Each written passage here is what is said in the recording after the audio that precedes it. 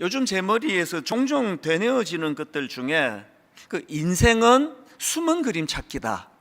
이게 참 맴도는 그런 시간들을 가지고 있고요. 또 그런가 하면은 인생은 오리무중이다. 그러니까 이런 생각도 요즘에 종종 제 머리에 스치고 지나갑니다. 이 오리무중을 한자 사전으로 보니까 이렇게 설명하더라고요. 짙은 안개가 오리나 끼어 있는 속에 있다. 이게 오리무중인데요. 왜 제가 이 인생이 오리무중이라는 생각이 지금 마음속에서 되뇌어지는가 하면은 이 도대체 알 수 없는 일들이 너무 많이 일어나는 겁니다. 이 도무지 이해할 수 없는 일들이 너무 많이 일어나다가 보니까 정말 인생이 오리무중이다. 특별히 이거 예수 믿는 입장에서 보면은요, 하나님이 하시는 일이 진짜 모르겠습니다. 그래서 많은 분들이 이렇게 되뇌어질 거라고 생각합니다. 하나님은 도대체 일을 왜 이렇게 하시는가? 이런 의문으로 꽉 차 있는 게 이게 예수 믿는 사람들의 삶이라고 저는 생각하거든요. 오늘 본문도 마찬가지입니다. 오늘 본문에는 이제 사도 바울 일행이 2차 선교 여행을 이제 출발하는 그 과정을 지금 담고 있는데요. 아마도 이 본문에서 지금 그 사도 바울 일행이 두 가지 혼란에 빠지지 않았을까 그런 생각을 해봅니다. 첫 번째는요, 하나님은 왜 선한 의도와 계획을 막으시는가? 이런 혼란스러운 질문에 빠졌을 것입니다. 왜냐하니까 원래 바울 일행은 아시아 지역 선교를 지금 계획하고 있었는데 하나님이 그거를 막으십니다. 자, 본문 6절을 보십시오. 성령이 아시아에서 말씀을 전하지 못하게 하시거늘 그들이 부르기아와 갈라디아 땅으로 다녀가, 또 7절도 마찬가지입니다. 무시아 앞에 이르러 비두니아로 가고자 애쓰되 예수의 영이 허락하지 아니하시는지라. 지금 두 차례에 걸쳐서 그들의 계획을 막으시는데요, 이유도 없습니다. 설명도 없습니다. 가지 말라는 거예요. 그쪽 아니라는 겁니다. 아니, 지금 사도 바울 일행이 아시아로 가서 복음을 전해야 되겠다는 그런 선교 여행 계획을 세우는 과정에서 무슨 어떤 악한 의도가 있거나 잘못된 어떤 그 정욕에 쓰려고 잘못 구한 것 같으면 막으시는 게 이해가 되는데, 정황으로 봤을 때 그런 거 아닙니다. 그러니 당연히 혼란스러운 질문이 나오는 거 아니겠습니까? 하나님은 왜 이런 선한 의도를, 이런 선한 계획을 막으시는가? 그런가 하면은 바울 일행이 가질 수 있는 혼란스러운 질문이 하나 더 있다고 생각합니다. 두 번째 질문이 이거 같아요. 아니, 말씀에 순종했는데 왜 이런 가슴 아픈 고난이 찾아오는가? 이게 지금 어떤 상황인가 하면은요, 자, 그들의 상황을 보십시오. 본문 22절입니다. 무리가 일제히 일어나 고발하니 상관들이 옷을 찢어 벗기고 매로 치라 하여 많이 친 후에 옥에 가두고 간수에게 명하여 든든히 지키라 하니, 그가 이러한 명령을 받아 그들을 깊은 옥에 가두고 그 발을 착고에 든든히 채웠더니, 지금 끔찍한 상황이 벌어졌네요. 아니, 지금 아시아 쪽으로 가려고 했던 자기 계획을 다 내려놓고 하나님 뜻에 순종해가지고 지금 유럽 쪽으로 발길을 돌렸는데, 그리고 유럽 쪽으로 발길만 돌린 게 아니라 진심으로 거기서 복음을 전하고 귀신 들린 자를 고쳐주고 여러 가지 선한 일들을 많이 했는데, 결과가 막 엄청난 사람들의 열광적인 박수와 격려는 없다 치더라도요, 어떻게 이런 끔찍한 고난이 찾아올 수 있느냐는 겁니다. 사실 이런 있을 법한 두 가지 질문을 제가 상정을 해보니까요, 이게 하나도 낯설지 않아요. 저를 위시해서 대부분의 예수 믿는 분들이 마음속에 가지는 그런 의문스러운 질문들 아니겠습니까? 그래서 인생이 오리무중이라는 겁니다. 그런데 저는 이 본문 말씀을 묵상하면서 참 오늘 본문에 등장하는 이 바울 일행이 참 귀하다고 생각되는 게 뭐냐 하면은요, 이렇게 이해할 수 없는 일이 일어나가지고 억울하게 감옥에 들어가는 이런 일들이 지금 벌어졌는데도 불구하고 오히려 그것 때문에 좌절하지 않고 절망에 빠지지 않고 그 상황을 잘 헤쳐나가는 모습을 보이고 있더라는 겁니다. 이게 참 지혜로운 거 아닙니까? 기왕에 피할 수 없는 그런 고난인데 거기에 그냥 함몰돼서 분노하고 울분하지 않고 그것을 잘 헤쳐나갈 수 있다.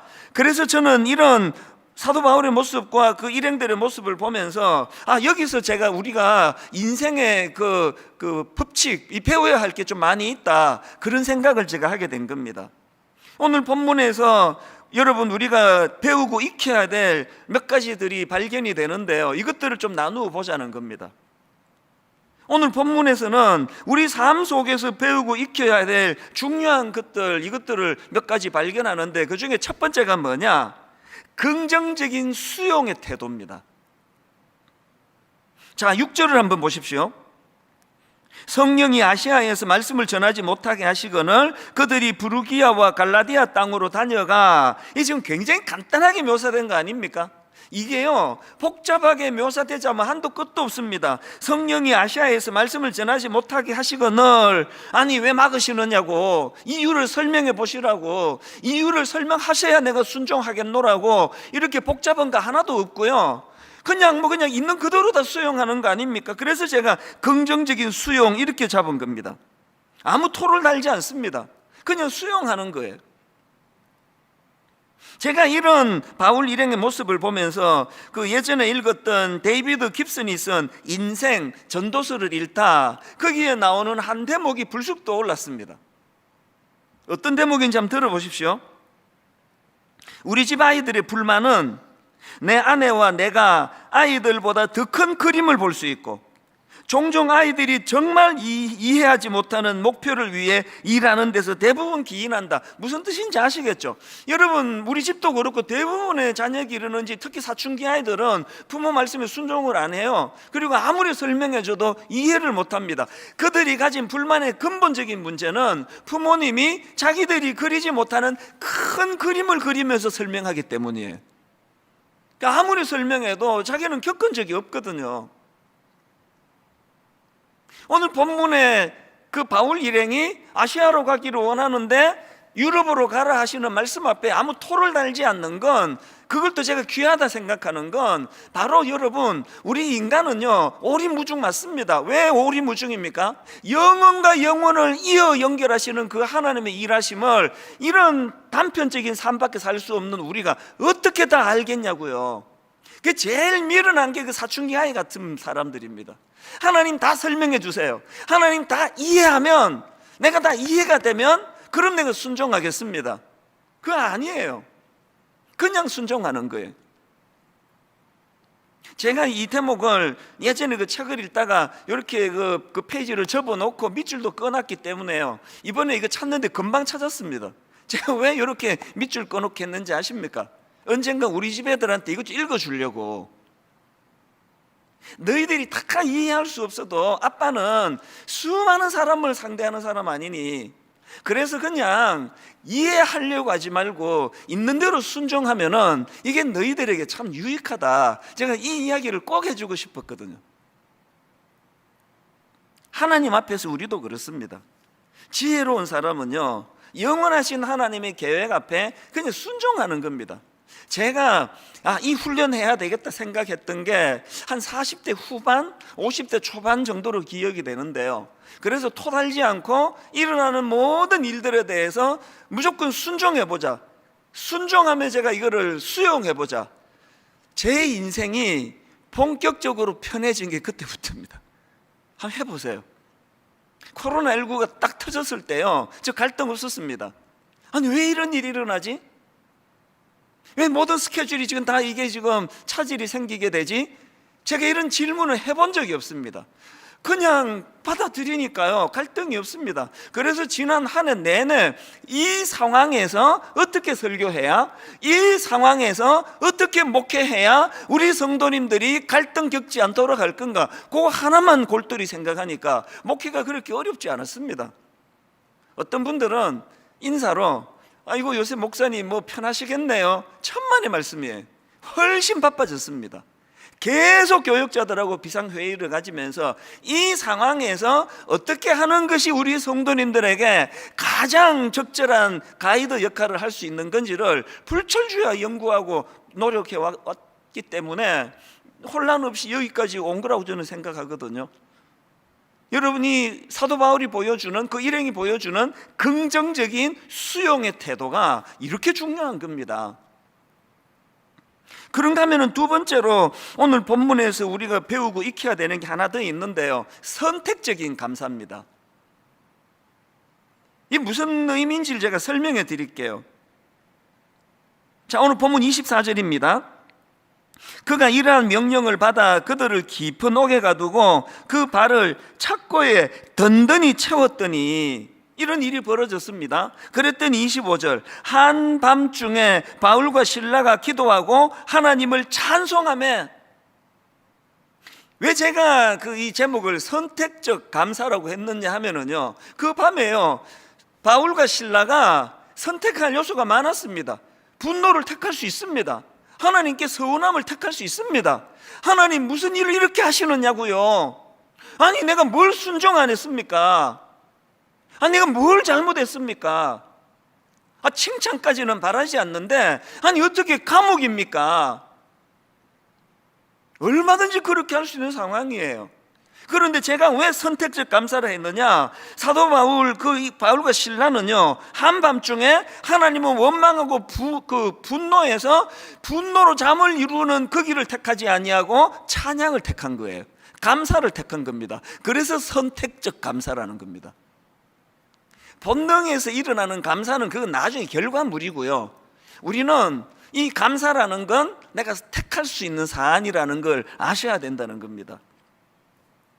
제가 이런 내용을 가지고 묵상하고 있는데 그저께 우연히 그 기사를 보니까요, 여러분 그 방송인 김송 씨라고 아시죠? 남편이 가수 강원래 씨인데요, 그 강원래 씨가 오토바이 사고로 하반신 마비 판정을 받았는데 그때는 결혼하기 이전입니다. 그런데 남자친구가 하반신 마비 상태임에도 불구하고 지극정성으로 간호하더니, 그리고는 그 하반신 마비가 된 그 남자친구랑 결혼을 해서 가정을 이루는 겁니다. 그래서 제가 기억이 나요. 와, 이분 대단하다. 그리고는 지금까지도 이분이 너무나 아름다운 그런 가정을 이루어가는 모습이 가끔씩 이제 기사가 됐는데요, 제가 우연히 본 기사가 뭐냐 하면은 24일 저녁에 이제 이분에 대한 스토리가 특집으로 나온다는 겁니다. 저는 이제 그 다음날 성탄절 설교 준비 때문에 보지를 못했는데 기사가 짧게 이렇게 전하더라고요. 내용이 이렇습니다. 자신을 천사로 바라보는 프레임에 갇혀 방송에서는 인고 부분 척 했지만 실제로는 남편과 계속 다투면서 지옥 같은 날을 보냈다. 이게 제 눈에 들어온 첫 번째 포인트였고요. 겉보기에 굉장히 인고 부부고 화목했더니 지옥 같은 날을 보냈다네. 이게 첫 번째 제 눈에 들어온 포인트였고요. 그런가 하면은 마지막 결론이 이렇습니다. 이 두 번째 포인트가 이겁니다. 하지만 현재의 삶을 감사히 여기게 되면서 가족을 지킬 수 있었다고 한다. 이제 이런 내용으로 방송이 된다는 건 예고한 거기에 저는 굉장히 중요한 의미를 깨달았습니다.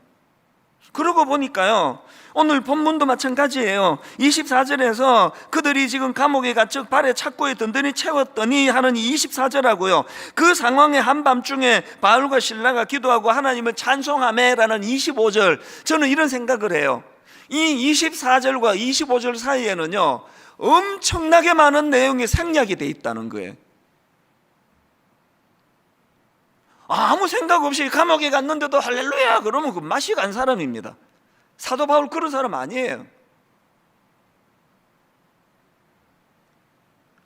김송 씨가 제 짧은 그 기사를 보면서 더 귀하게 느껴졌던 게 아무 생각이 없는 여자라 가지고 어떤 상황이든 그게 아니더라고요. 지옥 같은 끔찍한, 그리고 남편과 다투면서 말로 다 할 수 없는 마음의 고통을, 그리고 나서 기어이, 하지만 현재의 삶을 감사히 여기게 되면서 가족을 지킬 수 있게 되었다라는 이 결론이 나오기까지 얼마나 많은 선택적 감사가 이 김송 씨에게 있게 됐나. 그리고 막 뒤져보니까 역시나 이분 또 크리스찬이네요. 예수 믿는 우리가 해야 되는 건 선택적인 감사입니다. 내버려 두어서 좋은 일이 생겨서 감옥 문이 저절로 열려서 나오는 감사는 그거 성경이 말하는 감사가 아닙니다. 그거는 내버려 두면 나오는 본능인데요. 그래서 제가 선택적 감사, 여러분 지난 한 해를 되돌아보면 코로나19 때문에 뭐 이런저런 가슴 아픈 일이 얼마나 많았습니까? 그 과정에서 우리가 해내야 됐던 건 선택적 감사 아닙니까? 이게 두 번째 교훈이고요. 그런가 하면은 하나 더 있습니다. 우리가 본문에서 배워야 될 세 번째 메시지가 뭐냐 하면은 이렇게 그 선택적 감사를 택할 수 있고 무조건적인 순종이 가능한데 그게 어떻게 이루어졌느냐? 그게 세 번째입니다. 지속적인 자족과 감사 훈련을 통해서 이루어진다는 겁니다. 빌립보 4장 11절 12절입니다. 여러분 잘 아는 말씀이에요. 내가 궁핍함으로 말하는 것이 아니니라 어떠한 형편이든지 나는 자족하기를 어땠다고요? 배웠노니. 배웠대요. 그리고 12절도 마찬가지입니다. 나는 비천에 처할 줄도 알고 풍부에 처할 줄도 알아. 모든 이 일 곧 배부름과 배고픔과 풍부와 궁핍에도 처할 줄 아는 일체의 비결을 배웠노라. 감사는요 훈련하는 겁니다. 선천적으로 그런 좋은 성격을 타고난 몇 사람만 하는 게 아니고요, 이 선택적 감사는 훈련에 의해서 생겨지는 겁니다. 여러분 이거 아셔야 됩니다. 이렇게 사도 바울처럼 끊임없는 감사 훈련을 위하여, 끊임없는 자족을 배우기 위하여 일체의 비결을 감사로 자족으로 채우기 위하여 훈련하고 몸부림치면 바로 그 애씀에 하나님이 개입해 주신다는 겁니다. 그래서 여러분 아시지만 빌립보 4장 11절 12절은 그렇게 하고 끝내면 안 되는 구절이에요. 그 다음 13절이 있습니다. 진짜 중요한 건 일체의 비결을 배웠노라. 그리고 그 다음 13절에 내게 능력 주시는 자 안에서, 내게 능력 주시는 자 안에서 내가 모든 것을 할 수 있느니라. 오늘 여러분 예수 믿는 저와 여러분 반성하셔야 돼요. 지금 이 13절을 묻어두고 있는 거 아닙니까? 내게 능력 주시는 자 안에서 놀라운 능력이 나타나는 것이 12절과 11절에서 자족을 배웠노라, 일체의 비결을 배웠노라라는 이 몸부림에서 나온다는 사실을 아셔야 된다는 겁니다. 다시 말씀드립니다. 감사는 훈련이에요. 그리고 우리가 그 감사를 훈련할 때 하나님이 도우세요.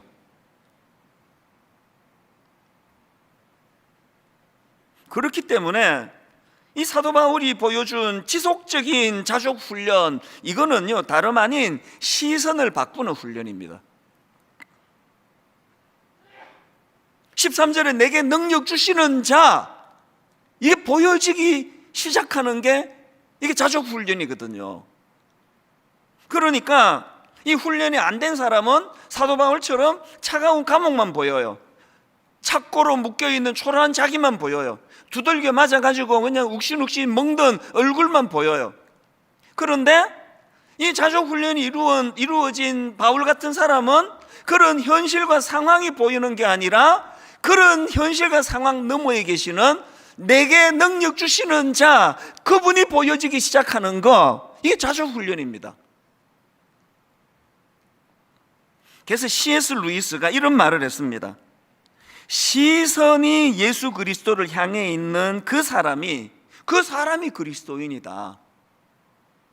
교회 나오는 그 사람도 그리스도인이지만요, 이런 어려움이 있을 때 그 시선이 어디를 향해 있느냐, 이게 그리스도인의 특징이라는 겁니다. 시선이 예수 그리스도를 향해 있는 사람이 그리스도인이다. 자넷 어스킨 스튜어트라는 분도 비슷한 이야기를 했는데요, 이렇게 말했습니다. 기쁨은 고통의 부재가 아니라 하나님의 임재이다. 저는 이 구절을 발견하고요, 이렇게 내 마음에 너무나 감동적으로 와닿는 구절이 몇 구절 안 된다 생각했습니다. 다시 한번 들어보세요. 기쁨은 고통의 부재가 아니라 하나님의 임재이다. 감옥이라는 고통이 없어질 때 찾아오는 게 기쁨이 아니고요, 감옥 속에서도 하나님의 임재가 그게 기쁨이라는 겁니다.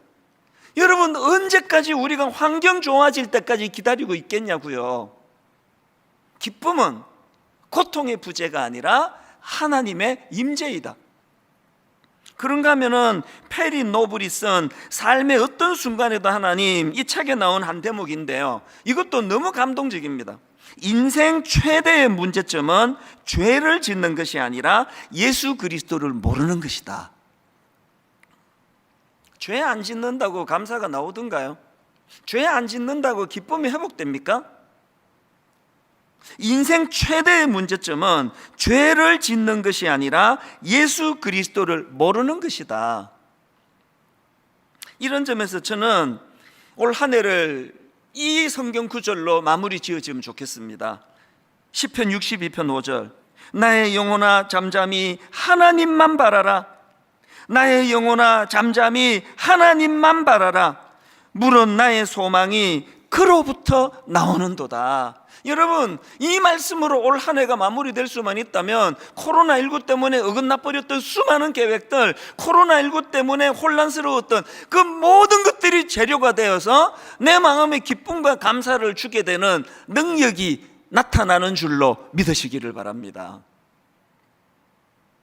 여러분, 우리가 이 사도 바울이 또 방금 읽어드렸던 다윗이 보여줄 수 있는 이 성숙함은 바로 지속적인 자족과 감사 훈련이라는 거, 그리고 지속적인 자족과 훈련, 그 감사의 마지막 목표는 우리와 함께 하시는 그 하나님을 바라보고 인식하기 시작하는 훈련이다. 그래서 여러분, 다시 말씀드리고 다시 부탁드립니다. 153 감사 노트 쓰기 훈련 진짜 부탁드립니다. 153, 왜 153이라고요? 1. 하루에 한 번 이상 말씀을 묵상하자는 거예요. 감사의 근거가 말씀에서 나와야 되거든요. 그 다음에 5가 뭐라고요? 하루에 5가지 이상 감사거리를 한번 적으면서 그것을 좀 돌아보자는 겁니다. 그 다음에 153, 3은 3명 이상, 3사람 이상에게 이 마음에 회복된 감사를 전하고 또 그 사람에게 감사를 표현하자는 거 아닙니까? 여러분, 꼭 뭐 우리가 만든 153 감사 노트를 구입 안 하셔도 됩니다. 아무 노트나 쓰시면 됩니다. 아무 노트나 가지고 그냥 써내려가시면 됩니다. 중요한 건 지속성이에요. 지속성. 하다 말다 소용없습니다.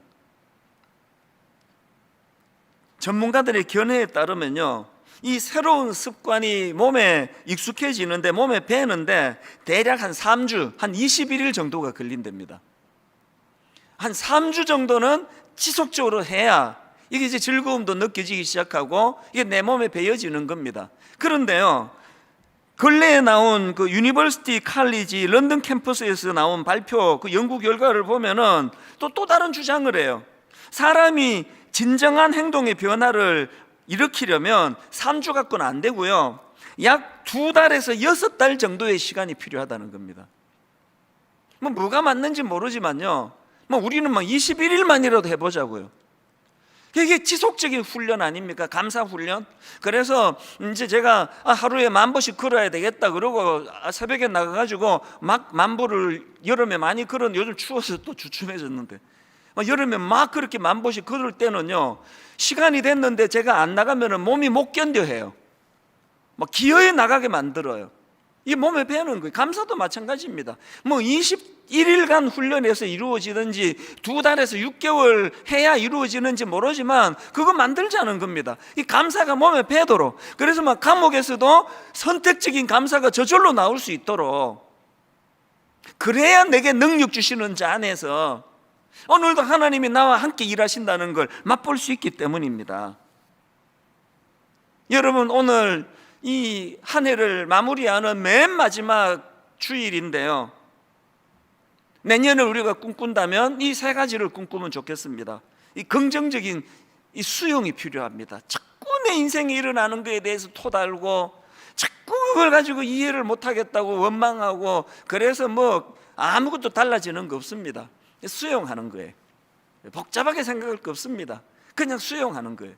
그런가 하면은 선택적인 감사를 택하는 겁니다. 이 상황에서 뭐 원망하고 분노한다 해도 이건 뭐 당연한 거다, 이런 상황이 있을 때 나는 그럼에도 불구하고 감사를 택하겠다.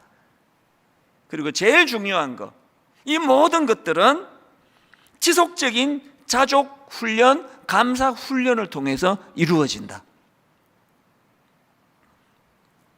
여기다 이제 한 가지를 더 다루고 싶은데요. 제가 앞에서 아니 하나님은 왜 아시아로 가려는 바울 일행을 유럽 쪽으로 방향을 바꾸게 하셨나? 뭐 여기에는 깊으신 하나님의 뜻이 뭐 수십 가지, 수백 가지가 있을 겁니다, 아마. 우리 머리로 하나도 모르는데요. 제가 오늘 본문을 묵상하다가 하나님의 그 뜻을 하나 발견했습니다. 그게 뭐냐 하니까요, 오늘 본문에서 이제 유럽 쪽으로 방향을 틀은 바울 일행이 복음을 전하다 감옥에 이제 잡혀 들어갔다고 들어가지 않았습니까? 그리고 그 과정에서 감사를 선택해서 참 하나님께 찬양과 감사를 올려드리는데, 그 과정에서 옥문이 열리는 기적이 일어나고 자다가 깬 간수가 이 죄수들이 도망한 줄 알고 크게 낙심하는 그 과정에서 사도 바울이 복음을 전합니다. 그 내용이 30절부터 34절까지 나오는데요, 간수가 이렇게 질문합니다. 30절, 그들을 데리고 나가 이르되 선생들이여 내가 어떻게 하여야 구원을 받으리까 하거늘 이르되 주 예수를 믿어라 그리하면 너와 내 집이 구원을 받으리라 하고 주의 말씀을 그 사람과 그 집에 있는 모든 사람에게 전하더라. 그 밤 그 시각에 간수가 그들을 데려다가 그 맞은 자리를 씻어주고 자기와 그 온 가족이 다 세례를 받은 후, 그 다음 34절입니다. 그들을 데리고 자기 집에 올라가서 음식을 차려주고 그 다음에 그와 온 집안이 하나님을 믿음으로 크게 기뻐하니라. 사도 바울이 억울하게 감옥에서 어려움을 당하니까 이 간수가 기뻐하네요. 제가 이 말씀을 묵상하면서 목회자가 성도들을 잘 섬기는 과정에서 피곤에 빠지고 어려움이 찾아오고 고난이 찾아오면 그게 성도들이 기뻐하는 재료가 되네. 그리고 제가 이 본문을 쭉 묵상하고 있는데요, 머릿속으로 요한복음 4장에 나오는 예수님이 떠오르는 겁니다. 다 아시죠? 수가성 여인. 여러분, 지금 예수님은요 그 초라한 우물가 여인 한 사람을 만나 주시려고 그 뜨거운 한낮의 중동 사막을 땀을 뻘뻘 흘리면서 걷고 계시는 그 주님이 떠오르시는 거예요.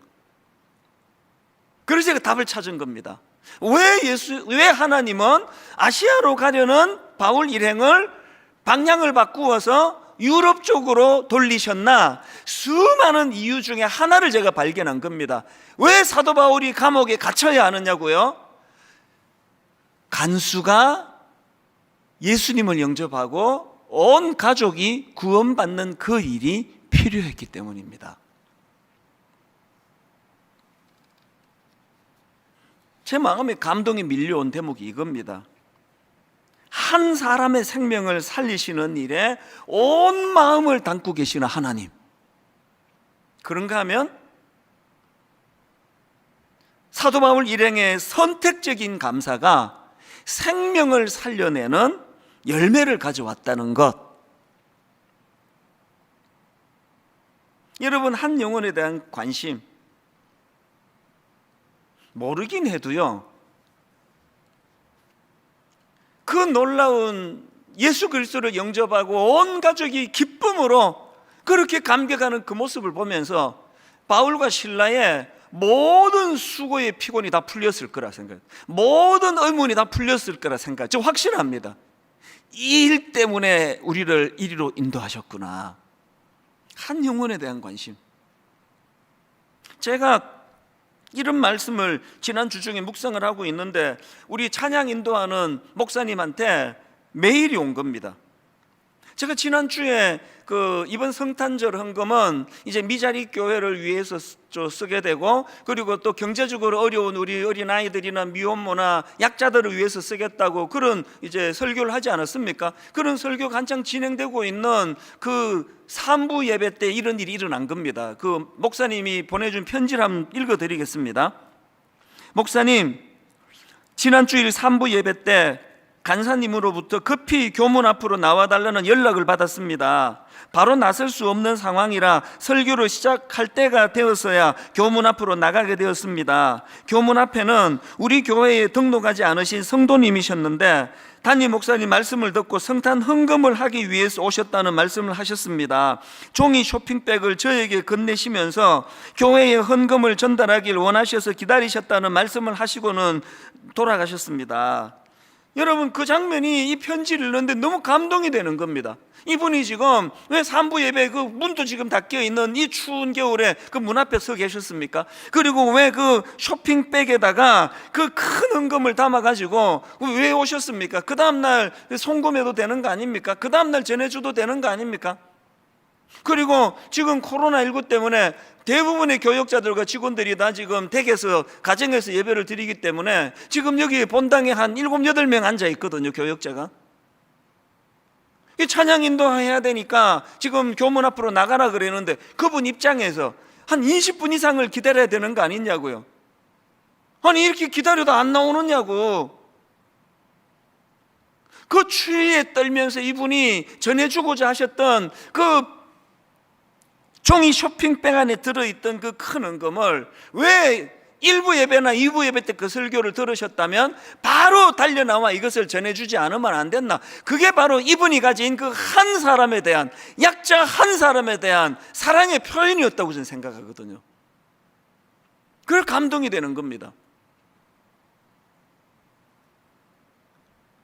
지난주에 성탄헌금을 이런 용도로 쓰겠다고 설교한 이후로요, 성탄절이 되기도 전에 24일까지 미국의 어떤 교포부는 내가 받은 유산 중에 일부입니다. 그러면서 큰 헌금을 하시고 전국에서 십시일반으로 헌금이 모아지는 이것들을 보면서 오늘까지 이제 결산이 나고 나면은 제가 이걸 잘 정리해서 다시 보고를 드릴 예정입니다. 한국교회 성도님들 살아 계십니다. 자기랑 아무 상관없는 그 연약한 한 영혼을 위하여 이 헌금이 그렇게 쓰여진다는 걸 그렇게 기뻐하며 부들부들 떨며 그 문 닫힌 학교 정문 앞에 서서 그 긴 시간을 기다리고 있는 그 마음에 찾아오는 기쁨, 이게 그리스도인 아닙니까? 나는 아시아로 가고 싶었는데 유럽으로 돌리시는 그 하나님 앞에 불편할 수도 있고, 나는 이 놀라운 복음을 전하고 수많은 일을 했는데 사람들의 칭찬은 고사하고 오해받아가지고 두들겨 맞고 감옥에 들어가는 아픔을 내가 겪을 수밖에 없다 할지라도 그 대가를 지불했기 때문에 감옥에 간 수가 그 가족이 새 생명을 얻을 수만 있다면 그걸 기뻐할 수 있는 게 그게 그리스도인 아닙니까? 저는 일만 성도 파송 운동을 통해 진짜 꾸고 있는 꿈이 하나 있습니다. 30개 교회가 고루고루 부흥하고 잘 되는 거, 그거는요 진짜 꿈이 아닙니다. 그거는 과정에 불과해요. 제가 꾸는 진짜 꿈이 뭔지 아십니까? 이제 우리 교회가 30개 교회로 나뉘어져 가는 그곳마다 그 교회로 말미암아 연약한 그 지역의 교회들이 살아나는 꿈, 용기를 잃어버린 수많은 미자리 교회들이 우리도 한번 다시 시작해보자. 그래가지고 그냥 우리 교회 중에 30교회 중에 하나가 그 지역에 들어가면 큰 교회 와가지고 또 우리 다 힘들다고 막 못 오게 막고 방해하고 이런 가슴 아픈 결과가 일어나는 것이 아니고 이 30교회 교회로 말미암아 그 지역이 함께 살아나는 꿈을 같이 꾸게 되는 것. 그래서 저는요 이제 이 30개 교회 그 예비 담임 목사님이 다 결정이 됐거든요. 왜 아직 안 밝히는지 아십니까? 이제 우리 성도님들 내면에 이제 이 꿈을 같이 꾸게 될 때쯤 이것을 나누기 원하는 겁니다. 안 그러면은 어느 교회 목사님이 설교 제일 잘하지? 어느 교회가 날 제일 편하게 해주지? 이런 상태로 발표하면 시험밖에 들지 않습니다. 그래서 저는 지금 이 30개 교회 목사님들하고 줌으로 대화하고 회의하고 하면서 늘 두 가지를 계속 강조합니다. 반복에 또 반복하는 두 가지가 있는데, 여러분이 30개 교회 안에 선정이 됐다고 이제 나는 뭐 그냥 목회 그냥 편하게 잘하겠다, 이 큰일 날 생각입니다. 이제 이 30개 교회 목사 모두가 다 죽는 길을 택해야 됩니다. 우리 죽어야 됩니다. 우리가 죽어야 그분이 살려주십니다. 우리가 죽어 썩어지는 미랄이 될 때 거기에 새로운 열매가 나타납니다. 우리 죽어야 됩니다. 우리가요, 총노는 도사들인데, 전문가들인데 강론이 약해요. 맨날 죽어야 된다, 십자가 앞에 못 박혀야 된다, 아멘 아멘 하는데 한 번도 죽어본 적이 없습니다. 강론이 너무 약해요. 한번 진짜 죽어보자는 겁니다. 진짜 희생당해보자는 겁니다. 진짜 한번 하나님 앞에 썩어지는 미랄이 돼보자는 겁니다. 이게 제가 첫 번째 강조하는 거고, 두 번째 강조하는 게 꿈을 꾸자는 겁니다.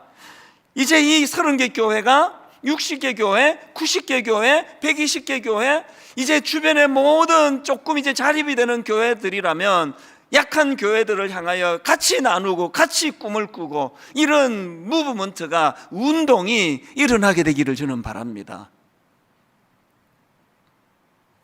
결론을 이렇게 맺기 원합니다. 저는 올 한 해의 마지막 예배를 여러분들과 함께 하게 돼서 얼마나 감사한지 모릅니다. 그런 여러분 이런 생각을 제가 해봤습니다. 사실 오늘 마지막 예배인데요, 지금 여기 우리 교역자 한 7, 8명 앉아 있습니다. 제가 지금 이것 때문에 낙심이 돼가지고요, 아니 이렇게 그냥 초라한 예배를 내가 어떻게 마지막 예배로 드리냐, 그러면 저 바보 아닙니까?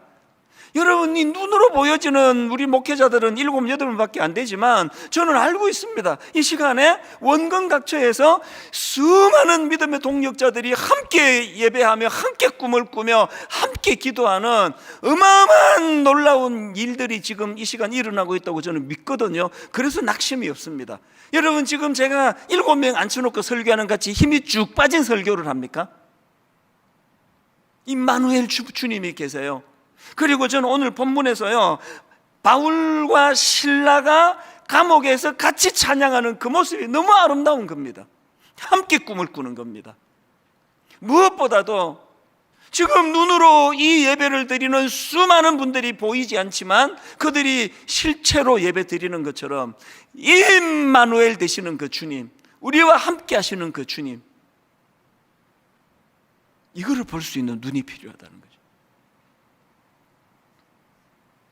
제가 그 본문 25절에 한밤중에 바울과 실라가 기도하고 이렇게 두 사람이 동역자가 같이 기도하고 찬양하는 모습을 묵상하다가 불쑥 옛날에 나왔던 그 노래 하나가 떠올랐는데요, 그대 내게 행복을 주는 사람. 이걸 지금도 제가 이렇게 하면은 막 울컥울컥해요. 그 새벽에 저에게 주신 감동이 뭐냐, 가사가 이렇습니다. 내가 가는 길이 험하고 멀지라도, 내가 가는 길이 험하고 멀지라도 그대 함께 간다면 좋겠네. 우리 가는 길에 아침 햇살 비추면 행복하다고 말해주겠네. 이리저리 둘러봐도 제일 좋은 건 그대와 함께 있는 것. 저는 이 가사가요, 그 새벽에 이리저리 둘러봐도 제일 좋은 건 그대와 함께 있는 것. 예수 믿는 묘미가 이거 아닙니까? 임마누엘 되시는 주님이 나의 그대예요. 나의 그대. 이리저리 둘러봐도 제일 좋은 건 그대와 함께 있는 것. 그런가 하면은 그 주님이 허락해 주신 너무나 고마운 믿음의 동력자들. 그 다음 가사가 이렇습니다. 내가 가는 길이 험하고 멀지라도 그대 내게 행복을 주는 사람. 내가 가는 길이 험하고 멀지라도 그대 내게 행복을 주는 사람. 때론 지루하고 외로운 길이라도 그대 함께 간다면 좋겠네. 결론을 헬렌 켈러 한마디로 마무리하기 원합니다. 시력을 잃어버린 헬렌 켈러가 이런 말을 했습니다. 어둠 속을 친구와 걷는 게 빛 속을 혼자 걷는 것보다 낫다. 코로나19로 뒤죽박죽이 돼버린 내 스케줄과 내 생활과 내 상황이었지만 어둠 속을 친구와 함께 걷는 게 빛 속을 혼자 걷는 것보다 낫다. 올 한 해에 모든 축약된 마무리의 말씀이 이 말씀이 되기를 바랍니다.